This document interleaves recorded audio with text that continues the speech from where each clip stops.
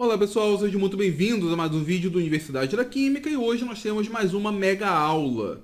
E como de costume, as mega aulas costumam ser bem grandes, porém bem completas. E hoje, pela primeira vez, eu trago uma aula de termodinâmica aqui para o canal. Na verdade, nós temos algumas outras aulas onde abordamos conceitos de termodinâmica, mas essa é a primeira aula de termodinâmica propriamente dita. Muitas pessoas me perguntam por que não tem aula de termodinâmica aqui. E na verdade o motivo é que eu considero termodinâmica um assunto bem difícil de ser abordado de forma isolada. Em toda a termodinâmica nós sempre precisamos de pré-requisitos, pré-conceitos que foram ensinados anteriormente. Então pegar uma aula do zero, do nada, um tema e começar a trabalhar, eu acho um pouco complicado, mas vamos tentar hoje. E hoje nós vamos falar sobre a segunda lei da termodinâmica, vamos falar sobre o ciclo de Carnot, vamos falar sobre a entropia. Vai ser uma aula que vai envolver vários conceitos. E antes de começar a aula propriamente dita, deixa eu só avisar vocês, caso esteja fazendo algum concurso público para a área docente ou qualquer área de química, ou seleção para mestrado, doutorado, ou se ainda tiver algum problema, por exemplo, nas suas provas de graduação em química ou pós-graduação, podem contar com uma consultoria aqui da Universidade da Química. Ou, se preferirem, nós temos o nosso curso de Química Geral. Embora seja um curso de Química Geral, ele está bem aprofundado. Então, por exemplo, na parte de termodinâmica, eu trato vários conceitos que servirão de base para o curso de Físico-Química. Então, se você estiver estudando Físico-Química, não estiver entendendo o que está sendo ensinado em sala de aula e tiver ali algum problema mais de base, mais fundamental, o curso ajuda bastante neste sentido. Bom, feita a propaganda, vamos passar para a aula propriamente dita e vamos começar com os trabalhos do engenheiro francês que viveu no século XIX, Sade Carnot. Carnot escreveu um tratado em 1824 com o título Reflexões sobre a força motriz do fogo. E nesse tratado ele descreve um motor muito especial que seria regido por um ciclo que recebe o nome de ciclo de Carnot. Esse ciclo é um ciclo muito interessante porque ele vai nos fornecer as condições para nós termos a máquina térmica de maior rendimento possível. Nós vamos discutir o ciclo de Carnot daqui a pouco. Aqui nós temos um desenho de Carnot. Carnot morreu muito jovem, morreu com 36 anos de cólera. No entanto, embora sua vida tenha sido bem curta, ele contribuiu de forma muito profunda para o desenvolvimento da termodinâmica. O seu trabalho, quando foi publicado, não teve o reconhecimento devido. Porém, algumas décadas depois, ele foi redescoberto e esse ciclo vai nos ajudar a entender muita coisa a respeito de termodinâmica. Para mostrar aqui um retrato dele, embora tenha morrido jovem, aos 36 anos, ele já estava com uma aparência bem cansada para a sua idade. Mas vamos lá. Como que funciona o ciclo de Carnot? Primeiro de tudo, ele é um ciclo termodinâmico, onde aqui nós temos algumas transformações. Mas antes de falar do ciclo propriamente dito, vamos colocar algumas restrições. O ciclo de Carnot é um ciclo reversível. As transformações ocorrem em escalas muito pequenas. E, inicialmente, o nosso ciclo vai representar o motor que trabalha com o gás ideal. Então, ditas essas condições, vamos tentar entender o ciclo. Vamos colocar aqui um sistema de eixos cartesianos, onde nós temos a pressão e o volume. O volume no eixo x, pressão no eixo y. E o ciclo é constituído de 4 pontos. Vamos imaginar que esse ciclo represente esse sistema, onde nós temos um determinado recipiente, temos um êmbolo e aqui dentro nós temos um gás, nesse caso um gás ideal. Vamos imaginar também, embora não seja representado, que nós tenhamos alguns pesos sobre esse êmbolo, de tal forma que aqui nós temos um estado em equilíbrio, a pressão que esse gás exerce pela parte de baixo do êmbolo é equivalente à pressão exercida pelos pesos sobre o êmbolo. E nós podemos então retirar esses pesos, de tal forma que a transformação que leva do ponto 1 até o ponto 2, nós temos claramente uma redução na pressão. A redução da pressão é causada, por exemplo, pela retirada de alguns desses pesos. Ao mesmo tempo que existe então uma redução na pressão, existe também um aumento do volume. O volume aqui do ponto 1, por exemplo, é menor do que o volume do ponto 2. Então, de alguma forma, aqui nós temos uma expansão desse gás. Entretanto, a transformação que leva do ponto 1 para o ponto 2 é uma transformação isotérmica. Nós não temos aumento da temperatura. Então vamos imaginar que vamos colocar esse sistema, esse recipiente, em um ambiente que nós chamamos de um banho térmico. De tal forma que o tamanho do sistema comparado com o banho térmico é muito pequeno. Isso faz com que ele esteja em constante equilíbrio com o banho térmico e, consequentemente, a sua temperatura não varie nesse caso. Então, quando nós fazemos isso, colocamos esse recipiente num banho térmico e começamos a retirar esse peso, ou seja, diminuímos a pressão, o volume do gás aumenta, ele vai se expandir. Com isso, então, nós temos a expansão do gás. Bom, por que ele expande? Porque, na verdade, quando colocamos esse sistema nesse banho térmico, a uma temperatura T1, o sistema vai ter a mesma temperatura desse banho térmico. Nesse caso, então, vai fluir calor das vizinhanças do banho térmico para o sistema. Acontece que esse é um processo isotérmico. E se é um processo isotérmico, estou trabalhando com gás ideal, o ΔU, a variação da energia interna, é zero. Porque para um gás ideal, qualquer uma de suas propriedades dependem da variação da temperatura. Se a temperatura não varia, a variação da energia interna é zero. Então, pela primeira lei da termodinâmica, quando a gente escreve ΔU é igual a Q mais W, onde W é o trabalho, e o ΔU é igual a zero, nós podemos escrever daqui que Q é igual a menos W. Como está entrando calor no sistema, está fluindo calor das vizinhanças para o sistema, o sinal do calor e o sinal do trabalho são sinais opostos. O sistema como um todo vai então realizar trabalho. O sinal negativo do trabalho, de acordo com a convenção que estamos utilizando nessa aula, significa que o sistema está expandindo. Então, nessa primeira transformação, nós temos a entrada de calor para o sistema e, consequentemente, as moléculas desse sistema começam a realizar trabalho, um trabalho de expansão. Vamos então sair do ponto 1 e ir para o ponto 2 em cima dessa isoterma. O ponto 2 para o ponto 3 nós vamos fazer um pouco diferente. Nós vamos tirar o sistema desse banho térmico e, portanto, agora ele não obrigatoriamente vai ter a mesma temperatura das vizinhanças, ele não vai ter mais a temperatura T1. Só que nós vamos fazer com que esse processo ocorra de forma adiabática. Um processo adiabático é um processo onde não existe troca de calor. O que o sistema vai fazer? Esse calor que foi fornecido para ele durante a primeira etapa, da etapa 1 para a etapa 2, ele vai utilizar para que as moléculas presentes nesse sistema comecem a realizar mais trabalho. E ao realizar mais trabalho, ele acaba expandindo. Então nós vamos retirar o banho, ele vai sofrer mais uma expansão pequena. Porque quando nós passamos aqui de 2 para 3, essa expansão não é tão intensa. Então aqui nós temos a curva adiabática de 2 para 3. Quando isso acontece, a temperatura do sistema cai. E por que cai? Porque nessas condições, olhando a primeira lei, nós temos ΔU igual a Q mais W. Só que nesse caso, o Q é zero, porque é um processo adiabático. Então nós temos ΔU igual a W. Como o sistema está expandindo, o sinal de W, o sinal do trabalho, é negativo. Isso está associado a uma redução da energia interna das moléculas. Então, se a energia interna está diminuindo, é sinal que, por exemplo, o movimento molecular está diminuindo. E se o movimento molecular está diminuindo, é um sinal de que a temperatura está diminuindo. Agora o sistema cai da temperatura T1 para uma determinada temperatura T2.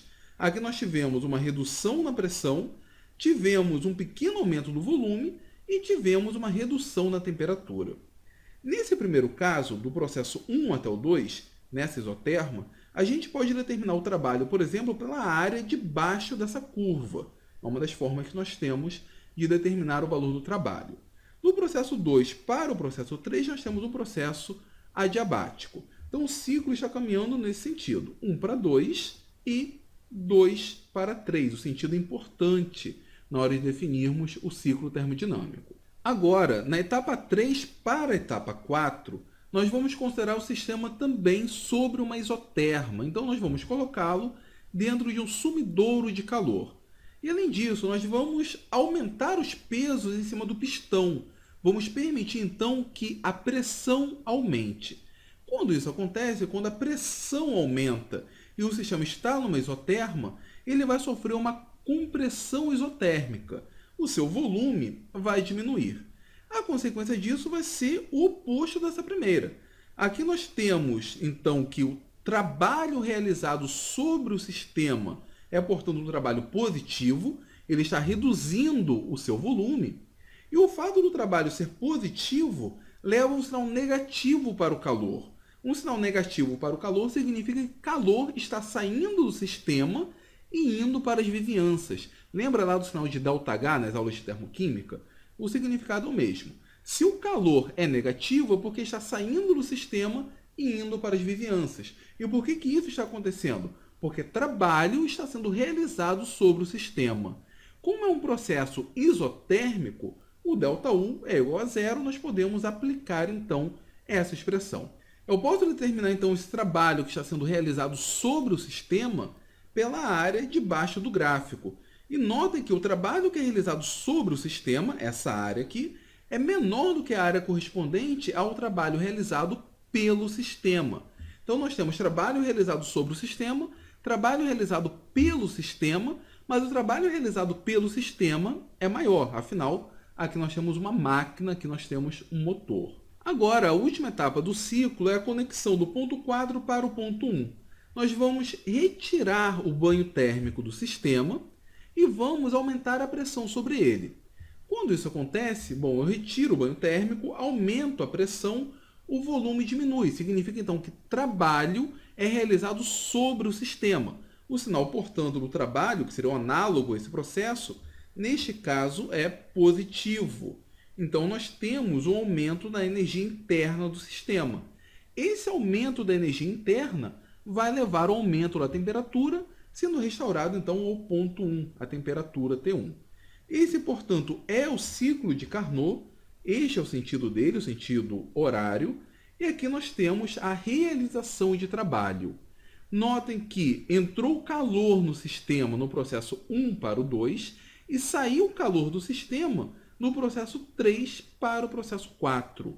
O trabalho total é dado pela área desse ciclo. E nós podemos, obviamente, calcular esse trabalho de forma analítica. De forma geométrica, é dado pela área do ciclo. Esse ciclo, por sua vez, representa uma máquina térmica, representa uma máquina de Carnot.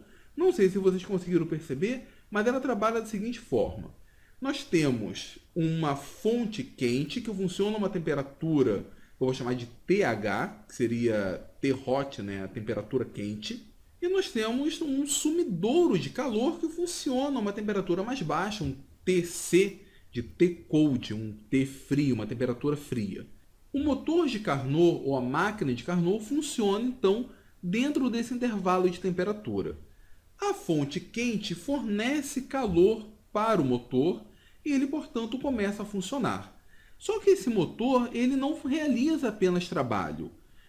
Parte desse calor que é fornecido para ele é liberado para o sumidouro. Então, entra calor da fonte quente, ele realiza trabalho e parte é devolvida para o meio externo, para o sumidouro de calor.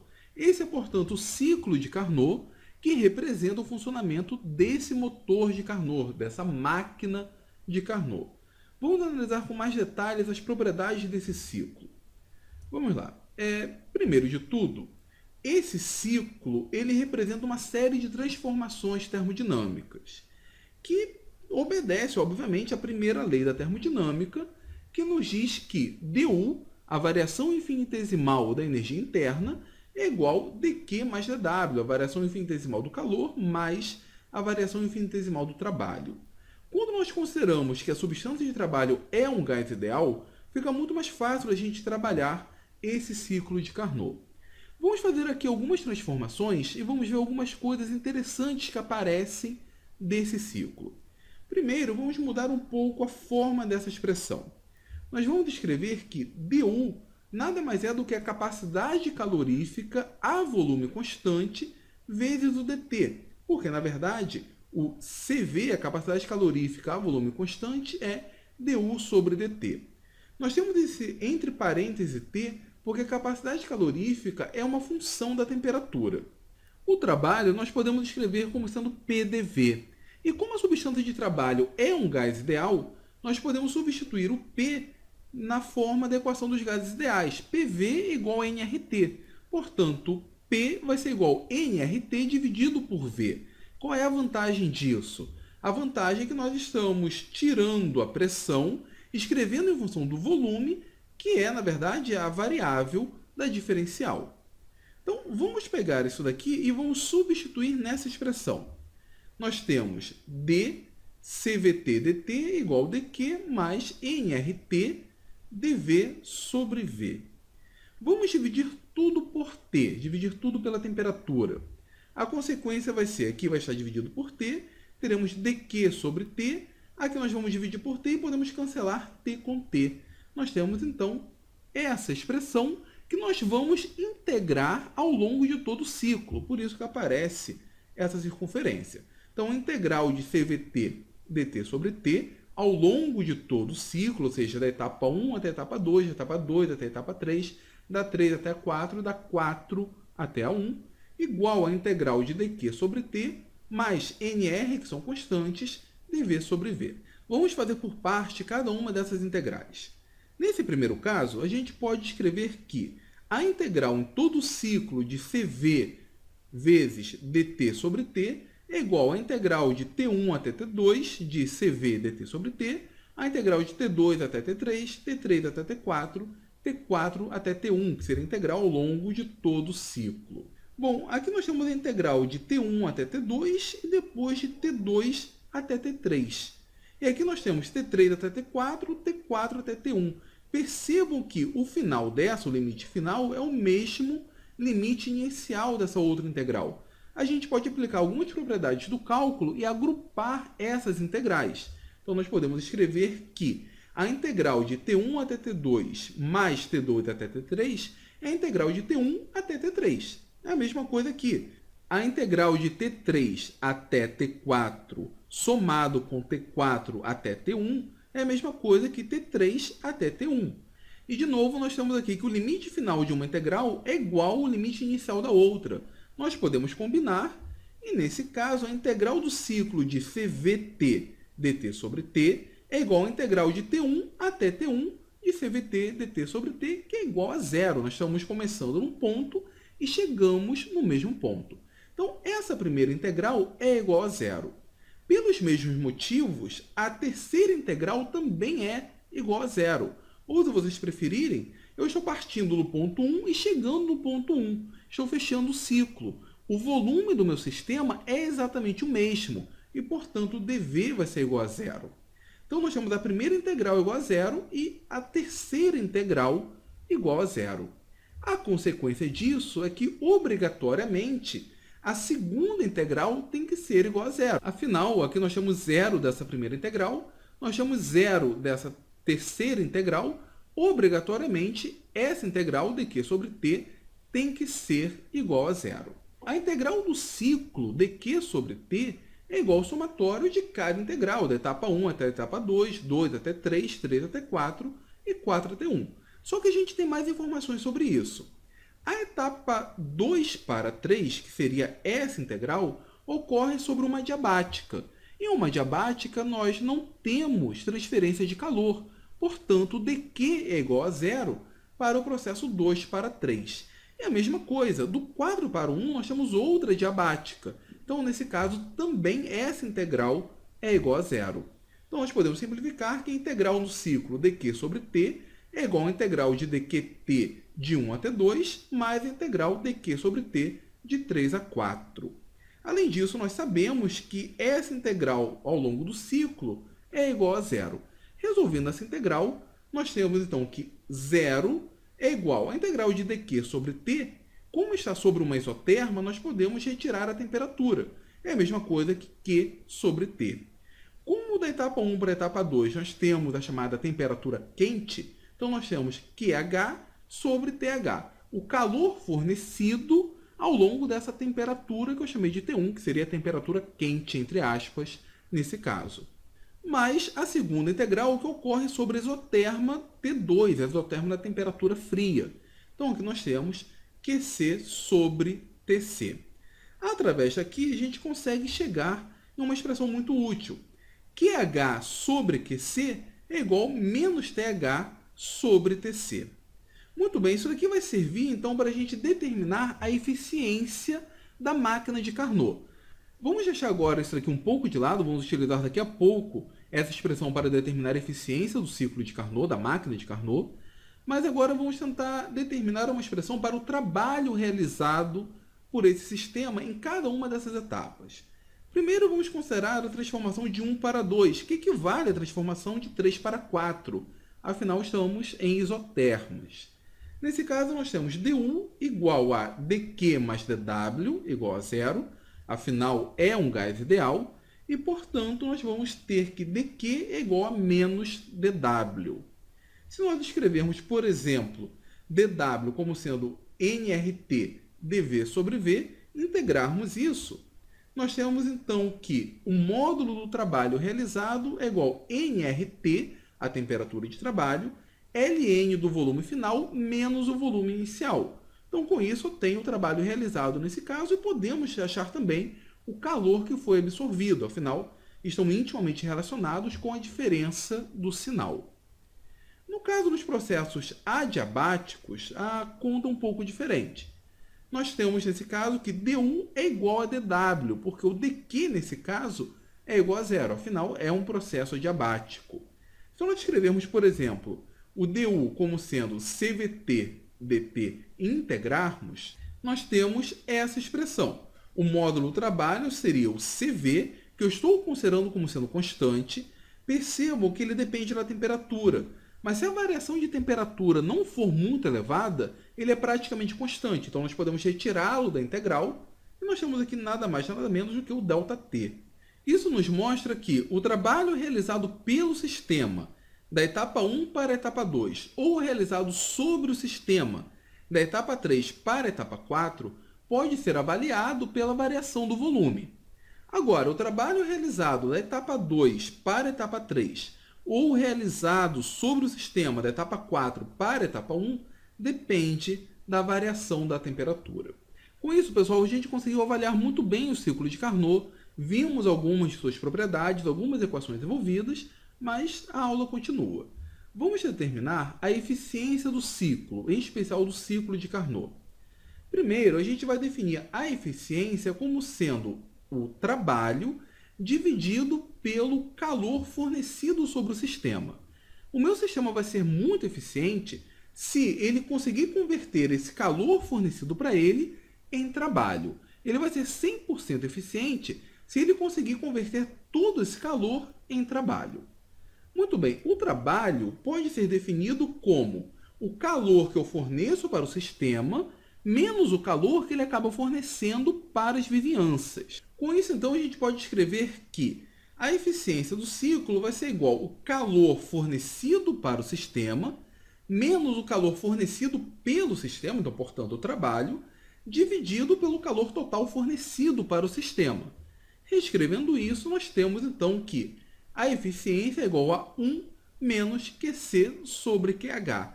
Porém, trabalhar com calor, nesse caso, não é muito bom. É mais fácil de trabalhar com a temperatura. E isso está intimamente relacionado através da expressão que nós conseguimos obter dessa integral geral. Através daqui, nós vimos que, como dq sobre t é igual a zero, nós vamos ter que QH sobre QC é igual a TH sobre TC. E, portanto, nós podemos escrever que a eficiência é igual a 1 menos TC sobre TH. Bom, pessoal, vamos olhar essa expressão aqui e extrair algumas características dela. Ela nos diz que, primeiro, a eficiência depende apenas das temperaturas de trabalho. E quando que eu teria uma eficiência máxima, uma eficiência igual a 1, que equivale a 100%? Quando TC, a temperatura fria, nesse caso, for zero. É a única condição. Então, aqui nós temos 0 Kelvin como sendo a possibilidade de eficiência máxima.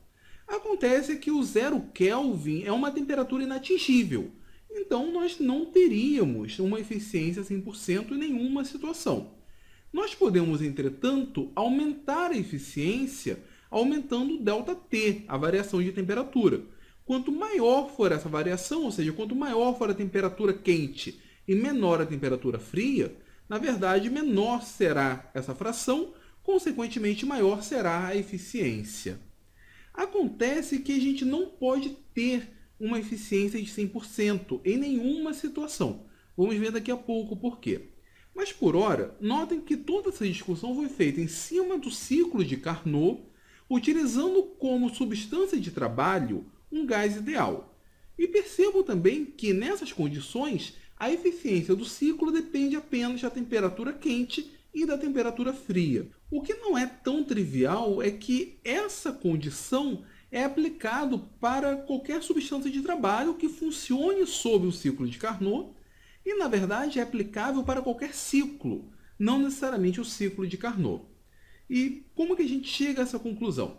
Vamos imaginar que não esteja trabalhando com gás ideal, minha substância de trabalho seja outra, mas ele opere sob o ciclo de Carnot. Se ele está operando sob o ciclo de Carnot, essa integral aqui continua sendo zero. E a terceira integral continua sendo zero. Eu não vou poder fazer a substituição da pressão em função, ali, por exemplo, do volume, como posso fazer com gás ideal. Mas vou ter ainda dV sobre V. E como está operando em um ciclo, o volume no final do ciclo é o mesmo volume inicial. Então, caso eu esteja trabalhando com uma outra substância, essa integral aqui é zero, essa terceira integral é zero, nós vamos ter a integral de dq sobre t igual a zero, ele passa por dois processos adiabáticos, então eu vou chegar exatamente nessa mesma expressão.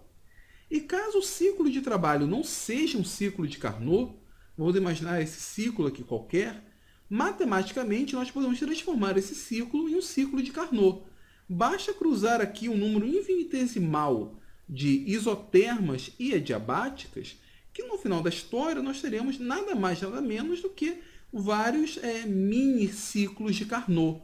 Nós teremos infinitos ciclos de Carnot infinitesimais, cada um mantendo as mesmas propriedades do ciclo de Carnot. Basta então apenas somá-lo.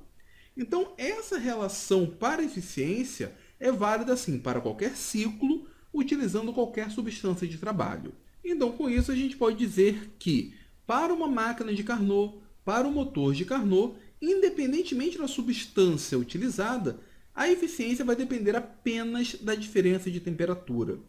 Uma coisa muito interessante é que a máquina de Carnot é uma máquina idealizada. Ela é a máquina que oferece para a gente o maior rendimento possível, a maior eficiência possível. Então, uma máquina térmica que funcione com duas isotermas e duas adiabáticas é a melhor situação possível para converter calor em trabalho. Qualquer outro tipo de ciclo termodinâmico vai ter uma eficiência menor do que o ciclo de Carnot quando trabalha nas mesmas temperaturas. Então vamos ver aqui um exemplo.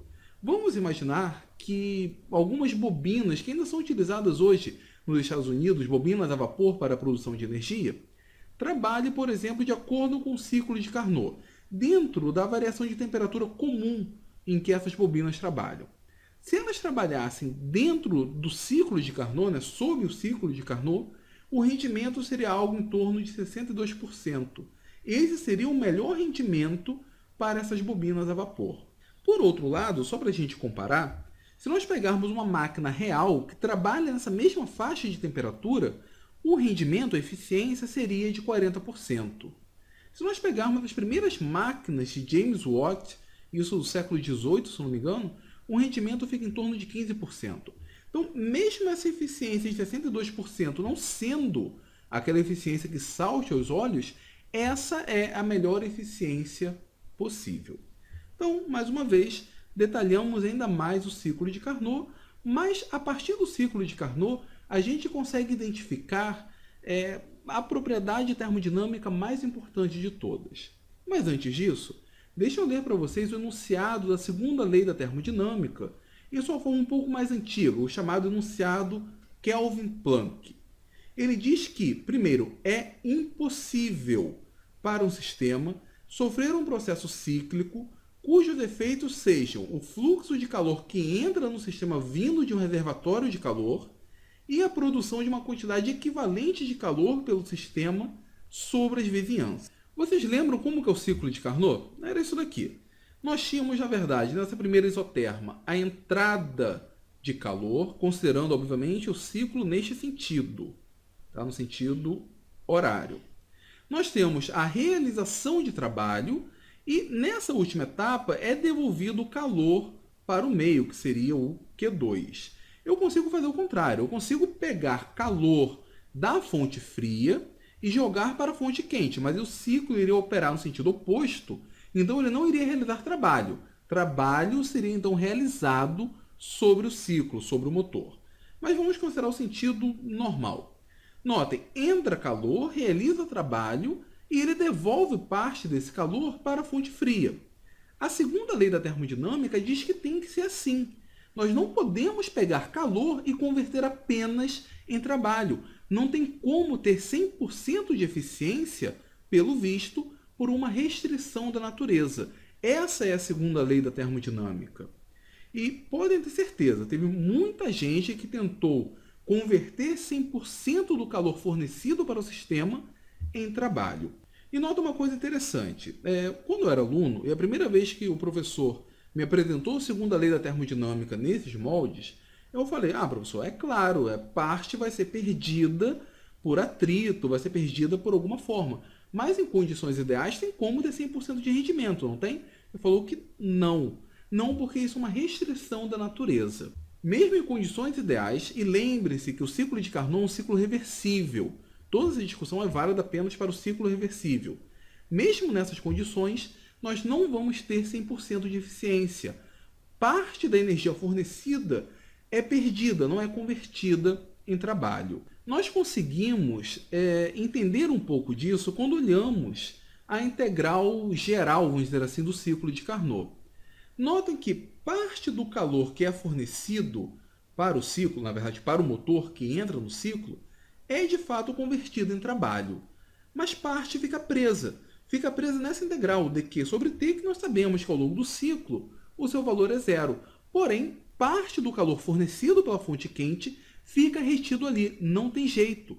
Mesmo com 100% de rendimento, parte desse calor fica retido. Nós falamos que isso é uma espécie de dissipação natural de energia. Essa integral, o dq sobre t, que representa essa dissipação de energia natural no ciclo de Carnot e em qualquer outro ciclo, para qualquer uma outra substância, recebeu um nome muito especial. Ela recebeu o símbolo ds, que é definido como dq, e agora vamos utilizar o subíndice reversível, porque nesse caso estamos restrito a uma troca reversível de calor. O ds é o dq reversível sobre t. Essa propriedade, o ds, é uma função de estado, porque ao longo do ciclo ela é zero. Partindo de um ponto e chegando no mesmo ponto, ela é igual a zero. Então, ela própria é uma função de estado. Se a gente quiser determinar a sua versão macroscópica, calcular o ΔS, o ΔS é igual ao S do estado final menos o S do estado inicial, que pode ser dado pela integral de 1 até 2 dq reversível sobre t. Lembrando que nós só podemos aplicar essa expressão se estivermos trabalhando em um processo reversível. Se nós estivermos trabalhando em um processo irreversível, nós precisamos criar um mecanismo de tal forma que eu parta do estado inicial e vá para o estado final através de um outro processo reversível. E como ela é uma função de estado, se eu parto do ponto inicial e chego no ponto final, o valor vai ser o mesmo, independentemente do processo ser reversível ou irreversível. Então, esta propriedade, o dq sobre t, que é uma função de estado, que representa a dissipação de energia, que restringe, de acordo com a segunda lei da termodinâmica, a conversão total de calor em trabalho, impede que uma máquina térmica tenha 100% de eficiência, foi identificada a primeira vez pelo grande Rudolf Clausius e recebeu por nome inicial esse daqui. Nem sei pronunciar isso direito, é Verwandlungsinhalt, que posteriormente o próprio Clausius decide mudar o nome para entropia, que vem de uma raiz latina, trope, que significa transformação. Então, Rudolf Clausius consegue identificar a entropia, que a gente consegue determinar, consegue avaliar através do ciclo de Carnot. Essa propriedade, a entropia, reside na alma da segunda lei da termodinâmica. Essa dissipação energética impede com que qualquer máquina tenha 100% de eficiência. Qualquer energia fornecida, qualquer calor fornecido é perdido em parte para a entropia. É necessário pagar o imposto da entropia, o tributo da entropia. E essa, de fato, é a propriedade termodinâmica mais importante de todas, porque ela nos diz o sentido de uma determinada reação ou o sentido de uma determinada transformação física. Nós conseguimos ver isso através da chamada desigualdade de Clausius. Acontece o seguinte, primeiro devemos levar em conta que o máximo de trabalho produzido sempre é para um processo reversível. Então, mais trabalho sempre é produzido quando o sistema trabalha em um processo reversível. Com isso, a gente consegue escrever que o módulo de dW reversível vai ser sempre maior ou, na melhor das hipóteses, igual ao trabalho produzido em um processo irreversível. Lembrando que, em termos práticos, todo processo é realizado de forma irreversível. Muito bem, nós estamos pensando aqui em trabalho produzido. Trabalho produzido tem sinal negativo. Então, para que isso aqui seja válido, a gente tem que escrever que menos dW reversível é maior ou igual a menos dW no processo irreversível. Por exemplo, vamos imaginar que sejam liberados 500 joules de trabalho contra 300 joules em um processo irreversível. Então, aqui nós temos 500 joules de trabalho produzido contra menos 300 joules no processo irreversível. Como aqui é módulo, bom, 500 é maior do que 300. Quando eu levo em conta o sinal, eu tenho que colocar um sinal negativo aqui na frente, de forma que menos 500 é maior do que menos 300. Então, menos dW reversível é maior ou igual a menos dW. Com base nisso, a gente pode escrever então que dW, passei para cá, fica com sinal positivo, menos dW reversível é maior ou igual a zero. E vamos aplicar isso na primeira lei da termodinâmica. Vamos escrever dU é igual a dQ, esse dQ em um processo irreversível, mais dW do processo irreversível. Obrigatoriamente, ele é igual a dQ reversível mais dW reversível. Por quê? Porque a energia interna é uma função de estado. Se eu estiver saindo no mesmo ponto inicial e chegando no mesmo ponto final, independentemente do processo ser reversível ou irreversível, o dU é o mesmo, o ΔU é o mesmo. Então, o dQ irreversível não é igual ao dQ reversível. O dW irreversível não é igual ao dW reversível. Mas a soma dQ mais dW irreversíveis tem que ser igual à soma dQ mais dW reversíveis. Trabalhando isso, a gente pode escrever que dW irreversível menos dW reversível igual dQ reversível menos dQ irreversível. Isso aqui, obrigatoriamente, de acordo com essa expressão aqui acima, é maior ou igual a zero. Vamos pegar, então, essa parte aqui. Nós temos que dQ, portanto, dQ reversível tem que ser maior ou igual a dQ irreversível. Se dQ reversível menos dQ reversível é maior ou igual a zero, então dQ reversível tem que ser maior ou igual a dQ irreversível. Se eu dividir pela mesma temperatura, a relação é a mesma.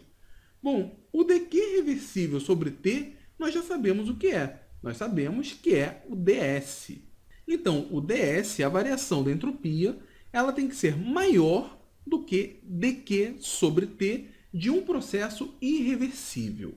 Em um processo reversível, ela é igual a dQ sobre T.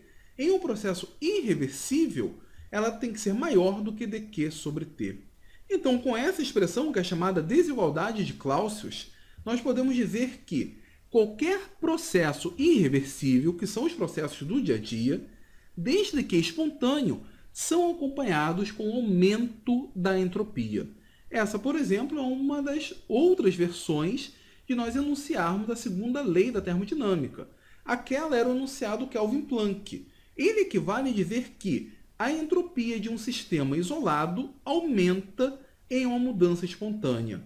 Nós não podemos realizar completamente calor em trabalho, porque parte desse calor é utilizado para o aumento da entropia. Notem que aqui nós estamos falando de um sistema isolado e, portanto, a entropia do sistema sempre vai aumentar. Agora, se o sistema não for isolado, esse enunciado é ligeiramente modificado. Ele tem que ser descrito como a entropia total aumenta em uma mudança espontânea.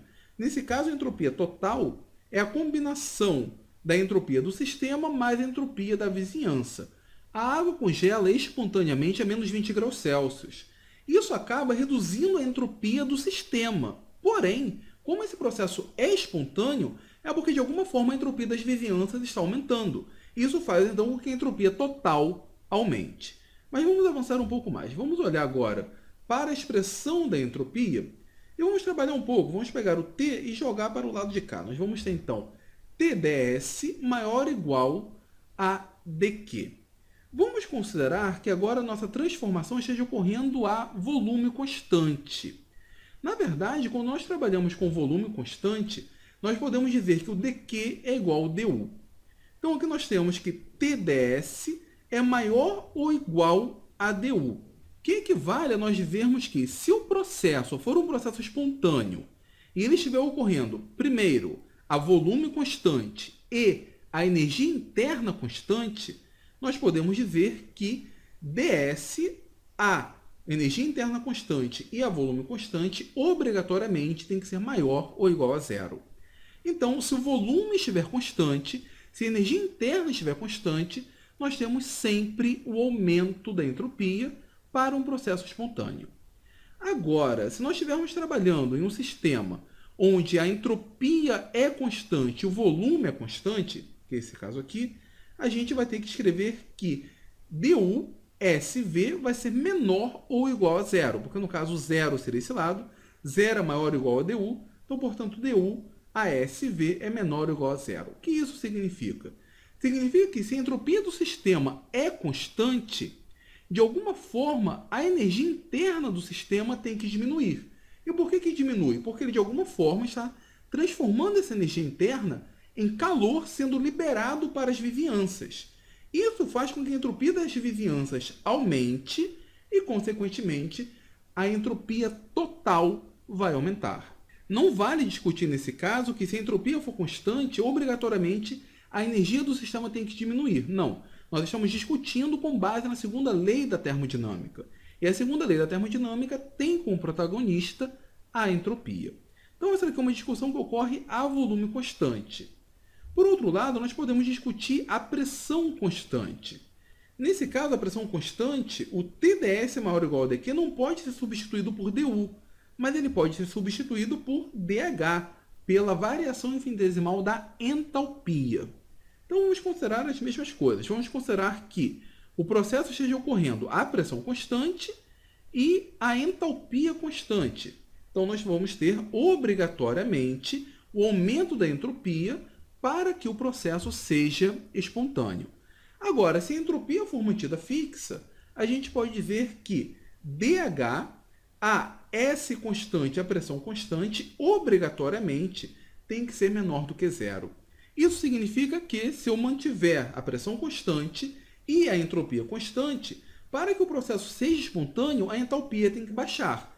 Isso significa que o sistema está liberando calor para as vizinhanças. Lembra o ΔH menor do que zero? Então, ele libera calor para as vizinhanças, aumenta a entropia das vizinhanças, e isso faz com que o universo, o conjunto ali, sistema-vizinhanças, tenha um aumento de sua entropia. Agora, se eu não amarrar a condição de entropia constante, apenas ou volume constante ou pressão constante, a gente pode escrever o seguinte: du menos TdS tem que ser menor ou igual a zero. Bom, de onde que veio isso? Vamos olhar essa expressão. TdS maior ou igual a du. Se eu jogo o TdS para o lado direito, eu tenho zero maior ou igual a du menos TdS, que equivale a du menos TdS ser menor ou igual a zero. Vamos pegar esse du menos TdS e vamos chamá-lo de uma outra função de estado, o dA. Esse dA tem que ser obrigatoriamente menor ou igual a zero. Bom, o que é esse dA? Esse dA é definido como du menos TdS e ele é conhecido como a energia livre de Helmholtz. A energia livre de Helmholtz é um parâmetro que nós podemos trabalhar a volume constante. Notem que eu fiz a substituição de Q por du, tem que estar a volume constante. Então, em um processo espontâneo, nós sempre teremos a redução da energia livre de Helmholtz se o volume for constante. Mas por quê? Porque a entropia tem que aumentar. O dA, portanto, é um reflexo da entropia. Talvez o dA, energia livre de Helmholtz, não seja um parâmetro muito conhecido, mas se nós trabalharmos a pressão constante, da mesma forma nós podemos escrever dH menos TdS menor ou igual a zero. E esse dH menos TdS nós vamos substituir por uma outra função de estado, que vai ser o dG. O dG, então, tem que ser obrigatoriamente menor ou igual a zero em um processo espontâneo.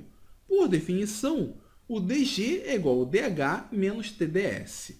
Então, em um processo espontâneo que ocorra a pressão constante, porque a condição de utilizar o dH no lugar do dQ é ter a pressão constante, sempre vai ser acompanhado por uma redução do dG, que é um reflexo do aumento do ds, o aumento da entropia. Esse dG é chamado de energia livre de Gibbs, e esse vocês já estão mais acostumados. Em um processo espontâneo, nós temos a redução da energia livre de Gibbs. Mas por que nós temos a redução da energia livre de Gibbs? Porque ele é um reflexo da entropia. Tanto Helmholtz quanto Gibbs são dois gigantes da termodinâmica. Essas propriedades tiveram seus nomes em homenagem a eles. Bom, o que a gente viu até agora? Nós vimos que a entropia é uma propriedade associada à dissipação de energia. Nesses dias eu assisti uma aula do professor Leandro Carnal, uma aula não, na verdade uma entrevista, e ele falava que em qualquer processo de ensino existe uma entropia. Ele falou que essa entropia é a perda de informação que existe quando o professor ensina e quando o aluno aprende. Isso é uma adaptação do conceito de entropia, mas de fato está associado a uma dissipação, a uma perda que é inerente. Sempre que o professor ensina e o aluno aprende, existe ali uma perda de informação, porque são mentes diferentes. No nosso caso, a entropia é uma medida da dissipação de energia. Mas você já está se perguntando, professor, eu sempre aprendi que a entropia é o grau de desordem do sistema. E aparentemente eu falei uma coisa nada a ver com isso. De fato, a entropia associada ao grau de desordem do sistema pode ser uma interpretação da entropia.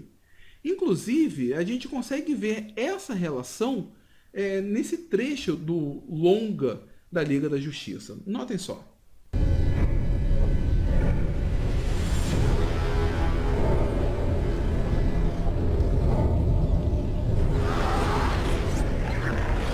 Eu imagino que esse seja o vilão. Acertou.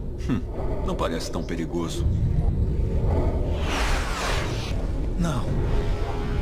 Eu sou a entropia. Eu sou a morte.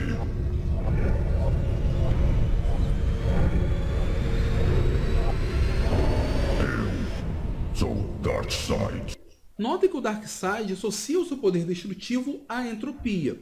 Afinal, se nós temos moléculas mais organizadas, que são as moléculas da vida, elas, quando se quebram, são destruídas, então o poder destrutivo do Darkseid leva ao aumento de entropia. Afinal, nós temos um número maior de moléculas, nesse caso, moléculas menores e, portanto, mais desorganizadas.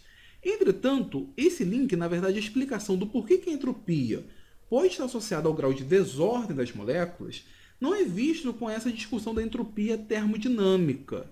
Nós precisamos olhar a definição estatística da entropia. A entropia, pessoal, tanto a termodinâmica quanto a estatística é a mesma. Nós estamos falando da mesma propriedade. Só que na entropia estatística, nós olhamos a entropia com um olhar diferente. Nós olhamos sob uma outra ótica. Só que eu não vou falar disso nesse vídeo. Esse vídeo, na verdade, já ficou bem grande. Quem sabe aí um dia eu acabe gravando um vídeo falando sobre a entropia estatística e faça esse link com a entropia termodinâmica. De novo, caso você esteja interessado, no meu curso de Química Geral, eu faço essa relação entre a entropia termodinâmica e a entropia estatística. Eu vou deixar o link aqui na descrição, caso interesse a algum de vocês. Bom, pessoal, muito obrigado pela sua atenção até agora, principalmente se você esperou esse tempo todo. Se você for novo por aqui, se inscreva no canal, faça parte do Universidade da Química. Se gostaram do vídeo, compartilhe em suas redes sociais e dê o seu like. Então, muito obrigado mesmo e até a próxima do Universidade da Química.